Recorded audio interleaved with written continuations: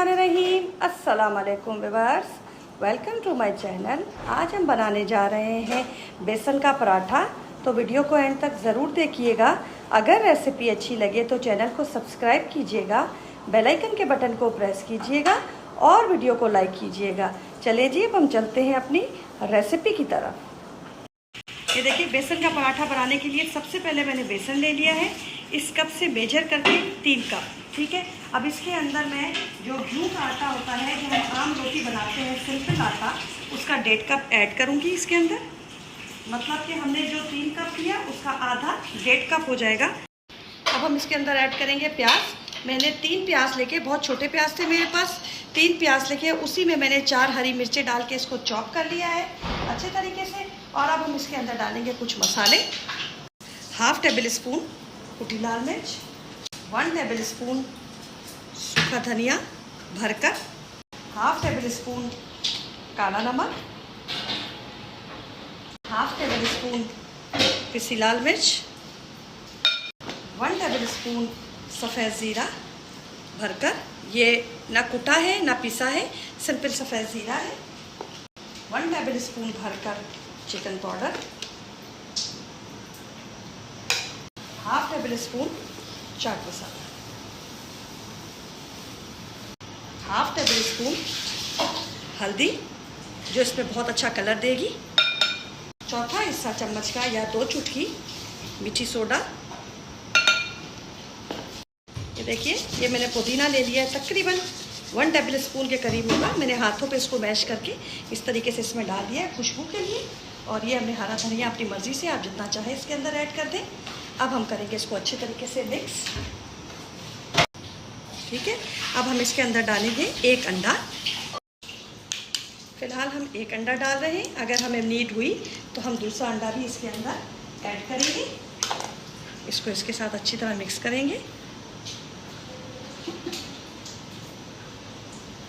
मेरा बैटर ज़्यादा है तो मुझे नीड होगी दूसरे अंडे की। ये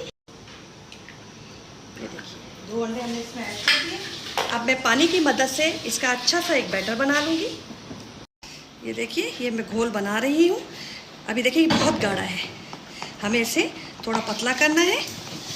मैं आपको बताऊँगी, पानी आप थोड़ा थोड़ा करके डालिएगा। ज़्यादा पानी डालने से ऐसे ना हो कि ज़्यादा नरम पड़ जाए। ये देखिए, मैं बताऊँगी आपको लास्ट में कि इसका हमें कितनी थिकनेस चाहिए इसके अंदर और ये कैसा बैटर चाहिए हमें। बिल्कुल रनी भी नहीं चाहिए और बहुत गाढ़ा भी नहीं चाहिए। लेकिन देखिएगा, ख्याल रखिएगा इसमें कोई लम्स ना रह जाए, फिर वो खाने में आपको अच्छे नहीं लगेंगे। अब मैं इसका एक बैटर बना के फुल मैं आपको दिखाती हूँ। ये देखिए, ये हमने इसको ऐसा रखा है। अब मैं इसको दूंगी 10 मिनट का रेस्ट, ताकि ये अच्छे तरीके से थोड़ा सा फूल जाए बेसन हमारा, और थोड़ा सा ये थिक हो जाएगा रखने के बाद भी। और जो इसके अंदर आपको ये थोड़े छोटे छोटे से लम्स नज़र आ रहे हैं, वो हम जब 10 मिनट इसको रखेंगे तो वो लम्स खुद ब खुद ख़त्म होंगे। हम जब स्पून इसके अंदर लगाएंगे तो लम्स ख़त्म हो जाएंगे। ये देखिए, 10 मिनट का हमने इसको रेस्ट दिया था और आप देखिए अभी कितना अच्छा सा थिक सा बैटर बन गया है। इसी तरीके का हमें बैटर चाहिए, सही है। और मैं इसको देसी घी में बना रही हूँ। आप सिंपल ऑयल में भी बना सकते हैं, घी में भी बना सकते हैं, ठीक है। अब मैं इसके ऊपर थोड़े से हरा धनिया और डालूँगी, सिर्फ इसलिए कि जो पराठे के अंदर धनिया होता है वो बहुत अच्छा लग रहा होता है। ये देखिए, सबसे पहले हम इसको थोड़ा सा ग्रीस करेंगे और फ्लेम जो है हम अपना थोड़ा लो रखेंगे, ठीक है। क्योंकि हम इसके अंदर बेलन वगैरह नहीं यूज़ कर रहे हैं, ये हमारा ढीला सा बैटर है, तो इसलिए हम इसको फ्लेम को थोड़ा सा लो रखेंगे अपने। और अब एक यहाँ से अपना बैटर लेंगे, अच्छी तरीके से मिक्स करके फिर आप अपना बैटर इसके अंदर डालिएगा, ताकि जो हमारा बेसन या कोई चीज़ नीचे बैठ ना जाए, ठीक है। इसको हम सिर्फ सेंटर में डालेंगे, ये खुद ही फैलता चला जाएगा। ये देखिए, अभी आपके ऊपर है आप कितनी थिक पराठा लेना चाहते हैं। मैंने इसको इतना सा डाला है और अब इसको इस तरीके से फैला दूंगी। फ्राई पैन मैंने इसीलिए लिया है ताकि ये आराम से गोल हो सके। बन ये तवे पे भी जाएगा, लेकिन थोड़ा बड़े साइज़ में बनेगा। और फ्राई पैन का जो साइज़ है वो फिर इससे ये होगा कि एक नॉर्मल पराठा बनेगा। अब हम इसको 5 मिनट देंगे, नीचे से ये अच्छी तरह कुक होगा और ऊपर से हल्की सी लेयर आएगी। तब तक हम इसको कुक करेंगे और फिर इसका साइड चेंज करेंगे। ये देखिए, इससे अपना पैन छोड़ दिया है माशाल्लाह से। देखें कितना अच्छा इसका लुक आया है।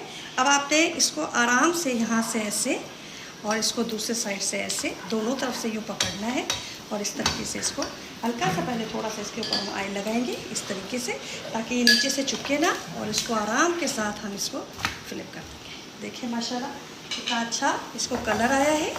देखिए, और इसको आहिस्ता आहिस्ता इस तरीके से प्रेस कर दीजिएगा ताकि नीचे से अच्छा सा कलर आ जाए।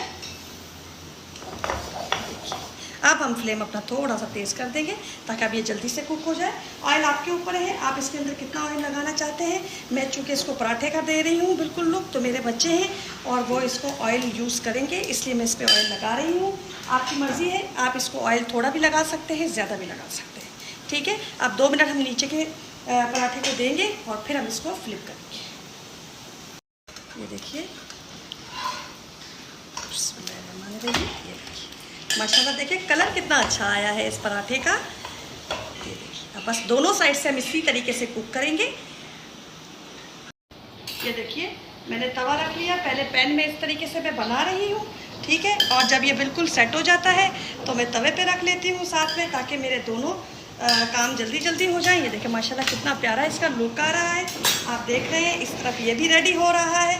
अब हम इसका साइड चेंज करेंगे फिर से। ये देखिए, ये हो चुका है माशाल्लाह से। अगर आपको फील हो ये यहाँ से थोड़ा सा ढीला है तो इसको 2 मिनट और छोड़ देंगे ताकि ये थोड़ा सा ऊपर से सख्त हो जाए। उसके बाद अब मैं सारे पराठे रेडी करके फिर आपसे मिलती हूँ। ये देखिए माशाल्लाह से मेरे पराठे बिल्कुल रेडी हो गए हैं। देखिए माशाल्लाह से कितने अच्छे रेडी हुए हैं। अब आप बनाइएगा और मुझे कमेंट में ज़रूर बताइएगा कि रेसिपी आपको कैसी लगी। दुआओं में मुझे याद रखिएगा, अपना ख्याल रखिएगा। अल्लाह हाफिज़।